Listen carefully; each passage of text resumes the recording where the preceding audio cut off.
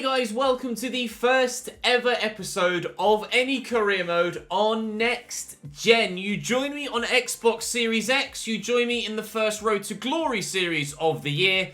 It's Hull City. The shirt hasn't yet arrived in the post. It should do later today, so hopefully from episode 2 onwards, I'll be able to be wearing the shirt. I have ordered one and it's taken a few days to arrive, and it turns out that the game has become available earlier than planned as well. Of course, it is out now on PlayStation 4 or PlayStation 5 and Xbox Series X. If you own it on PS4 or Xbox One, you can upgrade for free. So do that. If you've got your next gen console already, you can upgrade entirely for free, which is what I've done on both of my consoles, and we're here on Xbox Series X for the first time this year on the YouTube channel, at least, because the last series was on PlayStation.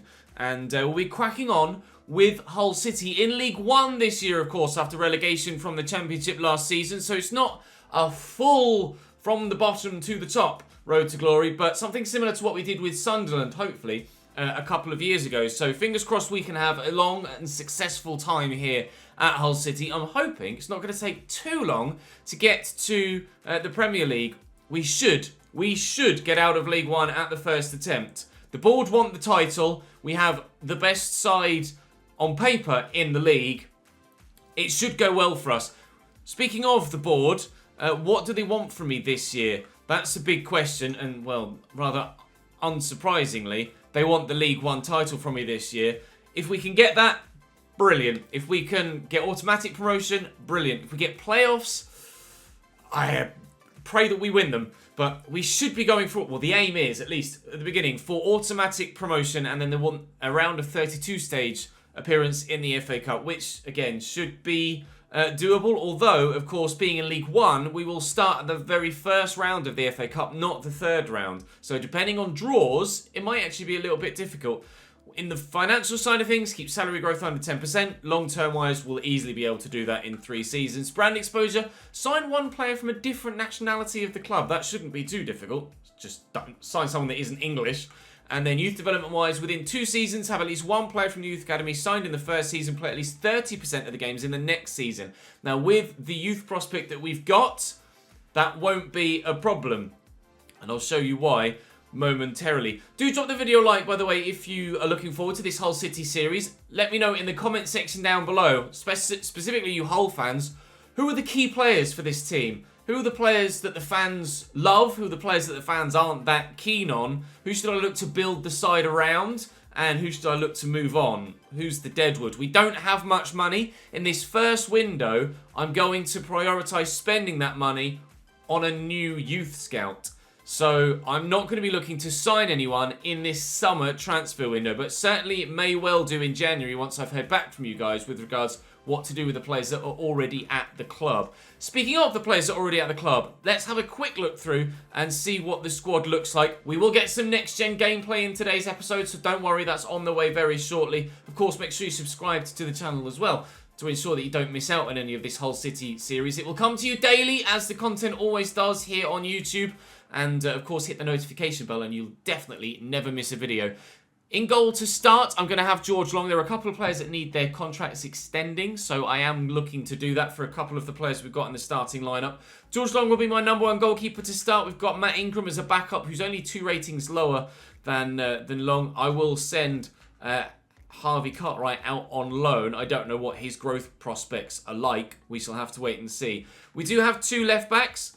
Callum Elder is the obvious go-to at 68 rated, one of the high-rated players we have at the club. And then we do have young Brandon Fleming, who looks quite promising, actually, as a young left-back at 20 years of age. So looking forward to see what we can get from him. We've got depth at left-back already. At centre-back, we've got some decent players too, actually. We've got Reece Burke, who's looking pretty decent for the level that we're at. Tackling stats are very good. He's probably a championship level centre-back, so he'll be staying as a #1 starter alongside Jordi Device, who also looks pretty good other than his lack of pace. 42 acceleration is not the best. So maybe we prioritise him with a development plan to improve his sprint speed and acceleration. Let me know in the comment section of the players that are already at the club what development plans you think I should put them on. Where should I kind of mould them to squad role-wise or player role-wise? We do have some youngsters as well in 19-year-old Jacob Greaves, who physically actually looks better than Device. Technically, though, does need some training. A number of the players, in fact, he's a young squad here at Hull. We are quite blessed with that. There isn't too much in terms of older Deadwood that we might consider moving on. Festus Arter is a centre-back and CDM, apparently. How tall is he, actually? 6'2", so probably more of a centre-back, especially considering his on-the-ball stats aren't that impressive at all. So I would certainly utilise him at centre-back, but we will send him out on loan. Because we have Sean McLaughlin as a backup centre-back. So Greaves and McLaughlin will be my backups, and Device and Burke will be my starting centre-backs. I don't think we need much more than that at the minute in this first season. At right back, two very capable right-sided defenders. Joshua Emmanuel will probably be my go-to because of his extra physical stats. And technically, he's about on par with Louis Coyle. Louis Coyle is a very, very good right-back as well. He used to play for Fleetwood, I think. And certainly going to be a heavily utilised player because we're going to have a lot of games this season. So squad rotation is going to be pretty important. And having the quality in the depth is very good as well. And when you've got two higher rated players that are exactly the same in the same position, that's probably the best depth we've got in any position, to be fair, with regards to starting lineup and backup players. We've got Elliot Bonds that's currently out on loan. He's probably going to stay out on loan for the time being, or considerable time being. Richie Smallwood is one of our higher rated central midfielders, but he's probably not going to start for me. I'm going to lean towards the younger players. We obviously have Alfie Jones, who's 22, 63 rated. Not amazing, but there's also Daniel Batty, one of my higher rated players. He's 67 rated. And I'm probably, even though he's down as a centre mid or a cam, going to play George Honeyman slightly deeper. And I'll show you why, again, when we get to the youth squad. High work rates for George as well. So would be brilliant as a box-to-box player. Going forward, coming back, is a very good all-round central midfielder. Used to play for Sunderland. If you watch the Netflix series, was the Amazon Prime series. I think it was Netflix, wasn't it, for Sunderland? I'm not sure, actually. But either way, he was kind of the kind of highlighted player in the first season of that series. He's number 10 for us, though, so you would expect him to push forward a bit. But I am probably going to lean to play him slightly deeper because of one of the good youth prospects we've got. There is obviously Regan Slater here as well. He's only in on loan, actually, and he doesn't look that good. I won't terminate the loan because the extra body might come in handy, but he's certainly not going to get anywhere near my starting lineup. We do obviously have Greg Doherty as well, who looks actually pretty decent too. So it's going to be probably Honeyman and Batty as my go-to deeper two midfielders. I'm playing a 4-2-3-1 narrow with three cams, but actually in the team management, they're down as a left wing and a right wing. Batty and Honeyman, with Doherty as a good backup. We obviously have Milinkovic. I could recall potentially from loan if needs be. I'm not sure how much it would cost me. How much would it cost me to recall him from? Just 12.5 grand. So if you think I should recall David Milinkovic from loan, French winger probably more so than central midfielder, but we could play him at cam if needs be as a backup to the player that I'm going to show you from my youth setup momentarily. We do have Max Sheaf as well. He's probably going to go out on loan though, but hopefully we can get some good growth out of him. With regards wingers, we've a number of good options actually. Keane Lewis Potter. Looks like a really good growth potential, 63 rated at 19 years of age. We've Hakib Adelakan, who's going to be my starting left-sided winger. Decent physicals on him to start the year. Young Tom Mayer, who's Austrian. He's physically actually looks quite good, but technically certainly needs some work. But it's definitely going to be an option with regards to rotation. And then on the right-hand side, with Malik Wilkes, who will definitely be starting as my right-sided winger. So I've two good left wingers, a good right winger, and a usable left winger if we need him. Up top, Josh McGuinness is probably going to be my starting striker. Tom Eves, I'm probably not going to get on that well with him. He's not the sort of player that suits me with my style of play, as you guys are well aware. So I might sell Tom Eves. He's valued at 950 grand. Josh McGuinness currently reached his growth peak, but of course, with dynamic potential, a good first season could see him continue to be usable in future seasons. There's young James Scott, who's okay physically, not rapid, but decent, and his finishing is actually the same as Josh McGuinness. He's just not as good technically. And then there's Also Martin Samuelsson, who's a Norwegian striker who certainly could grow very well for us and be utilised in a number of different roles as well. You can see they're cam and right mid too. 4-star, 4-star. His finishing's only 58, but his ball control and dribbling are quite good. Short passing is one of his better stats, but it's not amazing. But still, could be a good utilitarian player, Martin Samuelsson, and certainly will have a part to play this season. Probably be my go-to outside of Josh Magennis if he gets injured or suspended for whatever reason. Then there is young Billy Chadwick, who, not sure, we'll send him out on loan. Now, the key thing for me is getting this young player involved. We have Mustafa Bin Haji, a 6'6" Saudi Arabian goalkeeper. Probably not going to utilise him at all. We've Jakub Bartosz, a Slovakian central midfielder. Doesn't look that impressive at all. Probably not going to see much first team football at all. Now this is a guy that I'm certainly going to change his position. He's down as a left back, Juan Fernandez. He's 41 rated as a left back. But physically he's okay. And technically his stats certainly suit someone that is further forward. Ball control, dribbling, free kick accuracy. Short passing's not amazing, but shot power's decent. Volleys, but tackling stat-wise, 23-26. He's not a left-back, is he? So I'm going to change his position to a left wing or left mid. Probably left mid to start. And see what that does for his overall. Our star, though, in the U setup is Leonardo Pinto. He's not rapid as a left mid, right mid, but technically he's very good. 75 short passing, 83 curve, good long shots, good free kick accuracy, 3-star, 3-star, low high work rates could be a bit of an issue, but we could up his attacking work rate with a development plan. I'm thinking change him to cam and start him in the starting lineup behind Josh Magennis, which is why I'd move George Honeyman back down a little bit in the squad. So I'm going to immediately call him up. I'm going to immediately change Fernandez here to a left mid and see how long that will take to do. Just 4 weeks. And we should see his overall rocket. At the very least, he's potentially minimum of 65. So that's a 24 potential growth already. And if we change his position, we could really get him towards the upper reaches of that 87. That's the plan at least. But the young... well, left mid, right mid, that's going to be a cam, really. Pinto is certainly going to be a standout player for us this season, I think. And I am going to look to change him to cam and start him ahead of Honeyman. I've currently got Doherty here, but I'll throw Honeyman into there. We'll take Doherty out and put Pinto there. And I'm actually going to put Doherty onto the bench ahead of Smallwood. Smallwood is higher rated than a number of the other players, but at 29, I would like to throw more priority to the younger players that have better chances to grow. We have better options at CDM than we do with Josh Magennis up top, who's also 29 and peaked with player growth, but Magennis is going to have more of an impact. So I'm going to immediately look to change Pinto to a cam. That I don't know how long that is going to take. That's the only problem. Showing great potential is his tag.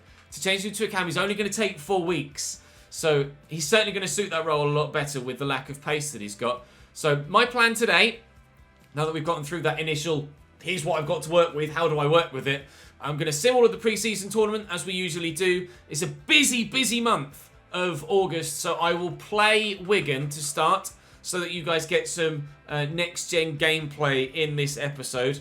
If there's time, I'll play Wimbledon in the league as well, but I'm not sure. I'm trying to get this video out to you as soon as I possibly can, so I may just record the Wigan game to ensure that I can get it out to you. We'll play that by ear by the time I get that far through the episode. But I'm not looking to sell anyone at present. I'm not looking to buy anyone at present. I am looking to spend some money on a new youth scout, though, and I will go and do that now. We currently have one, and I will send him out to England to look for some more talent. He's a 4-star, 4-star scout, Jamie Harvey, and there is a 4-star, 5-star scout here in Christian Olafsson from Iceland. So I will use him and sign him and send him to start with in League One. We'll probably stay local, so to speak, and we'll stay in England. I'll go 9 months, and I don't really know what position, really, I'm going to need to sign someone. I might go attacker to start, because I don't have as many wide attacking options or that many immediately available, immediately useful striking options. So I'll search for an attacker there, and we'll send Christian Olafsson They do have a tendency to sign the odd player from Scotland. Hull, you might remember Andy Robertson, who's on the thumbnail, coming down from Scotland. And with him, I'm probably going to go playmaker. We'll look for some technical players to start. And because we can train physical stats now through the development plans, of course. So looking forward to getting stuck into this save. They're both going to go out and sort their lineup, or sort their plans out. The future's exciting, Yordi. I'm looking forward to it. Very much looking forward to this. Glad we can agree there. I'm sure these youngsters are all absolutely chomping at the bit to get some loan football and some first team football of any sort under their belt. We don't have much money left now, though, but that was the plan for this first window. So we'll see what we can do in pre-season. There's up to £2 million I can raise there. I could maybe hire a third scout if you wanted me to by the time we've gotten that money in. But for now, I'm going to work my way through this pre-season tournament. I'll show you anything that happens transfer window-wise. Like I say, I'm not looking to do much.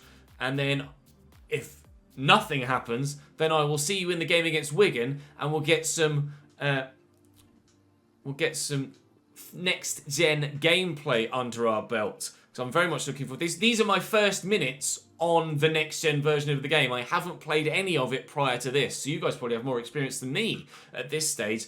But hopefully we can get something from this result. It's a 2-0 defeat to Auxerre. It doesn't look like we're going to be able to maximise our performances from this pre-season tournament, does it? We're not going to... Well, we could... no, we can't go through it. Unless Groningen beat... No, we've got Groningen next, haven't we? So, yeah, we're out of the pre-season tournament, unfortunately. So, I'm going to keep simming my way through, and I will see you against Wigan for some next-gen gameplay. Harvey Cartwright has gone out on loan to Varbergs. They initially wanted a 2-year loan. I negotiated them down to a 1-year loan. We've had a bid here for Festus Art, although that is actually a loan to buy.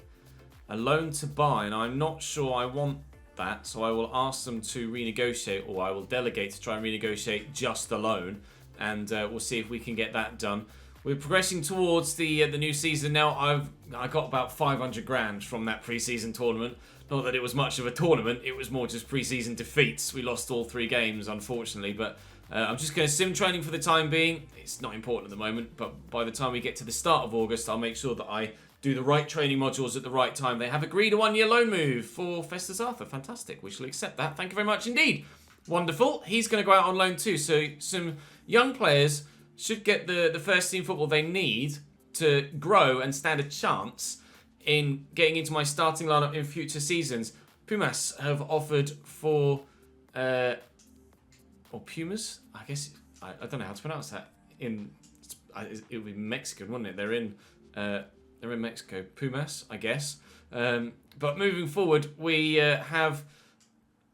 Well, I could just sim training up to this. Actually, no, this is the week I need to start prioritising getting some sharpness and fitness into my first team 11. So I will make sure I do my my training as I need to ensure that we're in the best possible shape as our tour goes out as well.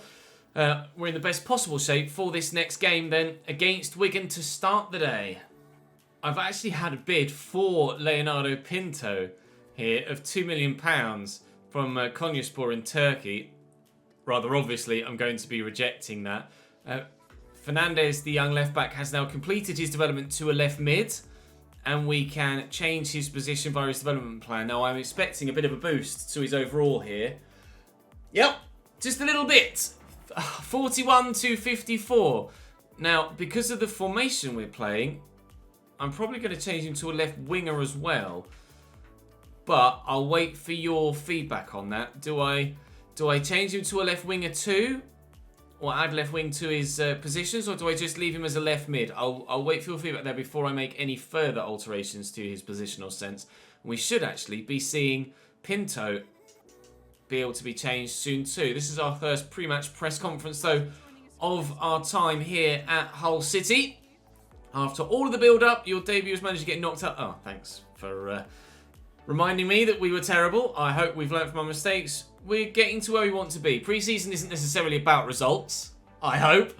And it's, of course, about maintaining fitness and being sharp and ready for the competitive season. Is the team good enough to win the league? It's about self-belief.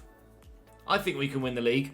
I think you guys probably think that we can win the league. We will try. It's going to be Season 2 in the Championship that's going to be the real tough one. Will I sign anyone before deadline day? I think we're in good shape for now. We will prioritise youth for the first window at least, if not perhaps the first season. And here is... Oh no, it's just the first... I thought for a moment we were going to get our scout report back there. No, we're going to have to wait a little bit longer. And how long have I got to wait till Pinto is going to be ready to be changed to a cam? Not going to be long at all, I don't think. Let's have a look at your development plan, Sunshine. One more week. One more week until Pinto's available to be moved to a cam. So then, Wigan Athletic away from home. A 4-2-3-1 wide against a 4-2-3-1 narrow. Let's see what we can do in our first game in League One. Wigan's starting lineup. Jamie Jones in goal. Tom James, Darnell Johnson, Curtis Tilt and Cal Naismith as a back four. They've got Dan Gardner and Matt Palmer in midfield holding. Solomon Otterbohr, Evans and Massey sat behind Joe Garner up top. Wigan a side that will want to get themselves back towards the Championship at the very least, if not the Premier League by 2 or 3 seasons in if they can. We're kind of in similar positions as clubs, although we have our own ground in the game, which is great. And that was, I think, a big factor in why you guys were quite keen on us coming here to Hull. Right, my first gameplay on Next Gen. I'm playing on Telebroadcast, I'm playing on Ultimate, and my slider settings are as follows. Shot error down to 38 for the AI, pass error down to 15, goalkeeper ability up to 60, positional line height down to 30 because the AI do tend to be quite susceptible to counter-attacks, and also I've lowered first touch control error to 35 as well.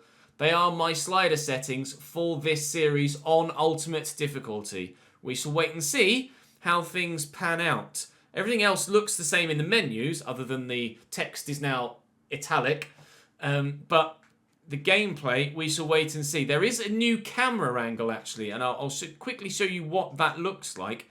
It's this EA Sports Game Cam, which is a little bit of a different angle. It's more of an actual TV broadcast kind of view, where I presume that the camera will kind of stay central-ish and just pan left to right.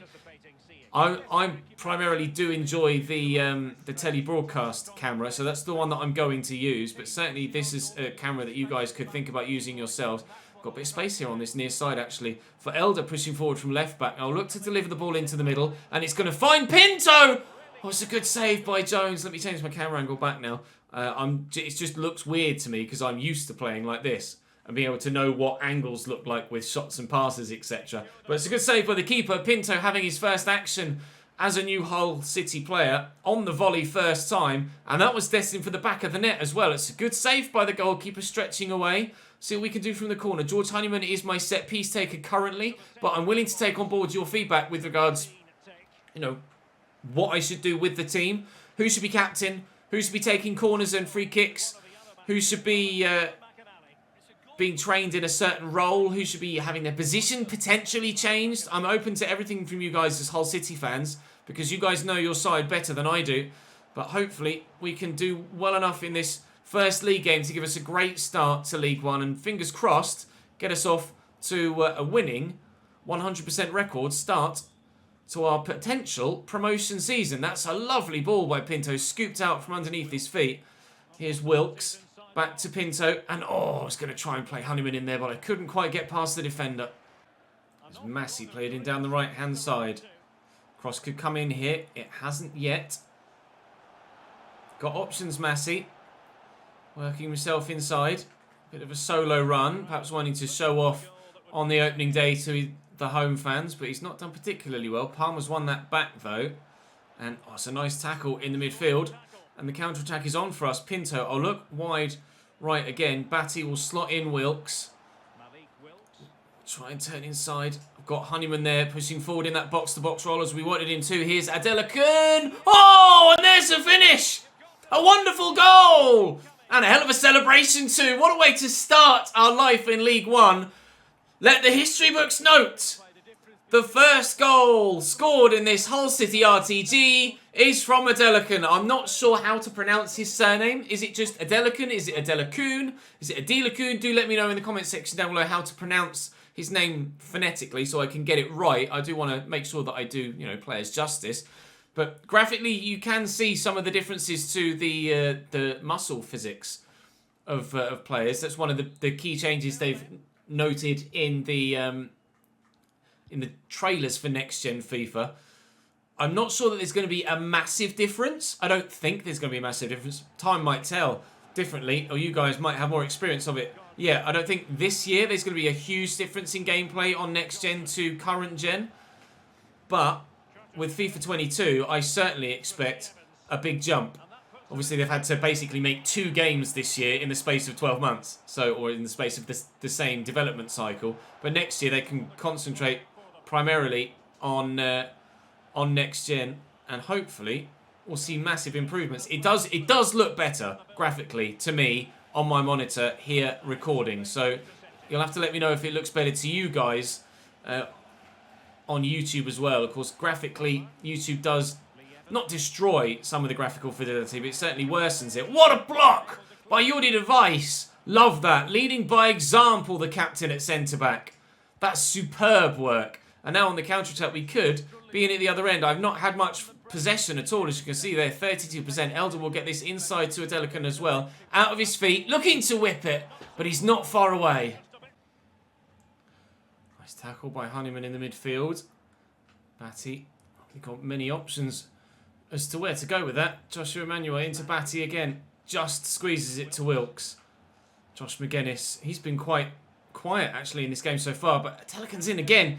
He is right-footed, so to squeeze that goal home the way that he did is very impressive. On his 3-star weak foot, which I didn't know at the time. Really, really impressive finish. And Ghana has the option over on the far side here. This is normally how I score a lot of my goals. It's how we've conceded the first goal of this save. And Solomon Otterbourg brings Wigan level just before half-time. They worked it well, had the spare man over on the far side and made sure that they tucked it home. 2 sides you would expect to be challenging for promotion this season. Joshua Emmanuel tucked in very narrow there. And that left the space for Solomon Otterbourg on the far side. And they're level again. Massey with the ball down the line to Joe Garner. He's been quiet. Both strikers in this game have been quiet. Josh McGuinness hasn't had much to say so far either. I just checked the league table in real life, actually. Hull are top of the league right now with 11 wins from the opening 14 games. And I'd genuinely forgotten about Wigan's financial troubles, shall we say. Ownership troubles, more to the point. They're actually rock bottom of League One. That had evaded my mind as I tried to remember what sort of situation Wigan were in. They're a side that have been in the Premier League quite recently. Won the FA Cup, of course, against Manchester City less than 10 years ago. But I think that might have even been in the same season they got relegated, actually, wasn't it? But they just haven't shown what they need to get back up towards the big time. And Wilkes on the other side buries it on his right foot. So we've had our right-footed left winger score on his left foot and our left-footed right winger score on his right foot. I could swap them over and play a left footer on the left and a right footer on the right, but if they're going to be that good at finishing on their weak foot on the opposite wing, why would I change it? A goal from either wide man, and we're back in front here away from home at the I imagine it's the DW Stadium in real life still. Don't know what's going on with their sponsorship this year. It's Ivy Lane in game, but of course we have the KCOM to play at on FIFA 21, so we'll be very much looking forward to getting some home games under our belt in our own stadium. But for now, it looks like we might well come away with a 2-1 lead. I might actually make a change and go slightly more defensive in midfield. I'll take Batty off and I'll bring Jones on. And we'll see what we can actually... Is he more defensive? He's more physical, certainly. Oh, they're about the same defensively. Batty slightly better. Fresh legs will certainly help at the very least. Doherty, what you like defensively? Not bad at all. Doherty looks like we're really good in central midfield, aren't we? I don't think I need any centre mids for a good couple of seasons at least in this save. Been a bit underwhelmed with McGuinness so far, but maybe I haven't had the opportunity to get him properly involved in the play to this point. Let's wait and see what we can do with that one midfield change to hold on, at the very least, to this 2-1 advantage. Lovely ball into Massey in behind, though. We might be losing that 2-1 advantage. Immediately, we are. He's offside, Palmer. The liner with the far side has his flag up, saves my bacon. Offside, my man. No goal for Palmer. Let's have a look at a replay. How close was that? It was a wonderful cross. And as the ball comes in, yes, definitely the wrong side of the defensive line. Easy decision for the Lino. No VAR needed there. Pinto will spread that nicely to Elder. He's loving getting forward from left back, by the way. Here's Pinto now. From the edge of the box. Bit of space. But wide of the target. How close was it? His first effort in the game on the volley, first time, was on target and very well hit. That not too far wide at all. We should, hopefully, by the end of the episode, be able to change him to Cam and see what his overall does. It should, I imagine, actually change to make him a little bit higher rated. I hope, anyway, considering he's not best suited to a left mid or right mid role, which is what he is by default here. I've been pretty impressed with us defensively in this game too. Elder getting that quickly forward to Adelakun, and McGuinness could play in Pinto, but we'll just take our time. Less than 20 minutes to go now, and it'd be a great start to the league season if we can get 3 points on opening day. But I'm going to have to make sure my passing's a little bit better than that though. Ipswich beating Peterborough, and to be fair, both sides, much as it pains me as a Cambridge United fan to say about Peterborough, both sides are going to be there or thereabouts with regards to promotion this year, you would expect. Honeyman will find Adelakun here, and if I can just find a lofted ball looking for McGuinness! Oh, it's on the line, but over the line! Given! Josh McGuinness has done nothing all game and pops up with a goal. We will be winning on opening day in League One. Big smile on McGuinness's face. We're thrilled with that. The travelling Hull fans probably haven't had to go too far, just straight across the M62 really, isn't it?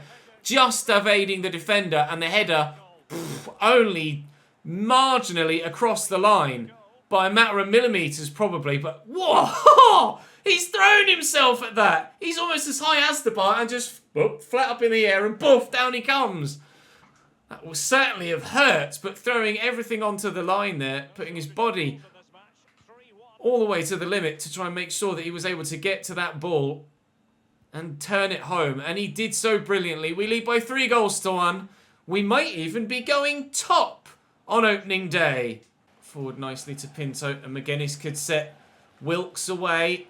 And he's quite fast. Now, how's his left foot? Because I'm going to try and get inside on it here. Oh, struck straight the keeper. Well, he can't miss, surely. He can miss. I mean, to be fair, he did hit it on target there, Pinto. It's not to be his day, is it, on his debut? On target, and what a block by the defender. It should have been 4. It should have been 4. It could yet be from the corner. McGuinness up. No. Solomon Otterbor, their goal scorer, clears it away. 4 minutes added on at the end of the game. So certainly the chance, Adelakun to deliver. And it could be Wilkes. He does have another. We do have a 4th. A resounding victory on opening day then in League One. A sign of intent to everybody else in this division. We mean business. A sign of intent to the board as well. You want me to win the league title? We look like a side that can do that. Brilliant opening day performance from everybody. Offensively, defensively, in the midfield as well. Thrilled with everything. Slightly disappointed with their goal, but you'll have to say it's good build-up play by them to ensure that they work the opportunity with the man over on the far side. We've done something similar ourselves, of course, in this game, but it's 4-1 to Hull City away from home against Wigan Athletic. A big win for us on opening day and a great way to start our new season in our new save, dominating that game. Thrilled with that, and hopefully you guys are too. Peterborough pulled one back against Ipswich, and with that 4th, we guarantee that we will go top. Gillingham won by 3 goals to 1. I'm not sure what Donny's scoreline was. Donny won 3-0, so they would have been top if we hadn't scored that 4th. But we lead the way. Donny will probably be challenging towards the end of the season, I think, for promotion. Ipswich certainly will be. Where are Sunderland? How did they get on? They drew. No, they won 1-0. They won 1-0, so fair play to them. So, 10 teams. 10 teams on maximum points with a 100% record so far in this season and in this save. And Pinto is saying, people will talk about the position that I'm playing you in. Well, you can do even better, and I am training you in that position. And, well, outstanding from Adelakun in that game. Very well done, Hakib. Hopefully, by the time we get towards the next... Aha! Good. We get towards the next game, we can have some scout reports back and...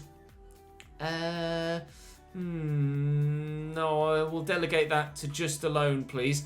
Hopefully by the time we get to the next game, we can change him to a cam. Right. Archie Howard doesn't look that good.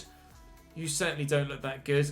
26 to 36. Go away. That's a no as well. And Harley Sykes, that's probably a no too. Not the best from England, although Edward Hunt potentially. Edward Hunt potentially could be quite good. We'll give him another month and see what he looks like in a little bit. Anyone from Scotland? 71 to 94. But he's starting off very low.